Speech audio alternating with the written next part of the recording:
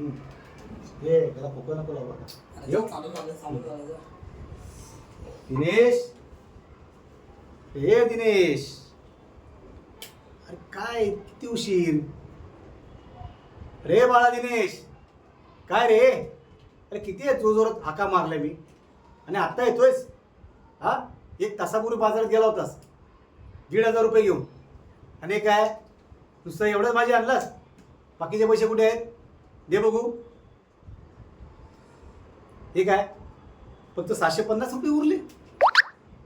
अरे आमच्या वेळेला आम्ही पैन पैन जपायचो, आणि तुम्ही मित्रांबरोबर पिक्चर बघायला, आज कुठल्या हॉटेलला, ह्या हॉटेलला जाऊ, असं का वागता? काय कळत नाही मला. कशाला तुम्हाला गरजेपुरता पैसे लागतात? हा, खरंच संपली वैद्य मरो.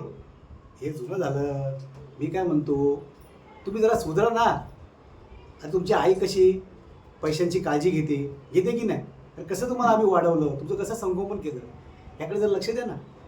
हे बघा, तुम्हाला पैशाचं म्हणून आत्ता नाही कळणार आहे बा, पण जेव्हा तुम्ही मोठे व्हाल ना, त्यावेळेला तुम्हाला नक्कीच या पैशाचं महत्त्व कळेल. तेव्हा आत्तापासून पैसे बचत करायला शिका.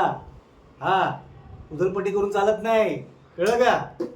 हो, जेव्हा मी तुमच्या वयात होतो ना, मी तेव्हापासून पैसे बचत करतोय. आणि म्हणून ह्यावेळेला हे पहिले स्वतःचं घर घेतलं, हा, मुलांचं शिक्षण पूर्ण केलं, तुमची लग्न कार्य केली, कळलं का? हे सगळं असंच नाही झालं, पैसे बचत करून झालं. तर पैसे आम्ही असे उधळले असते त्यावेळेला, तर आम्ही मागे राहिलो असतो, काही नाही झालं असतं.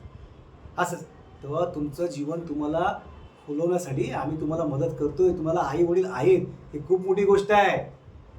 लक्षात घेताय का मी काय म्हणतो ते? तर लक्ष द्या जरा, आणि पुन्हा असं करू नका, असं वागू नका.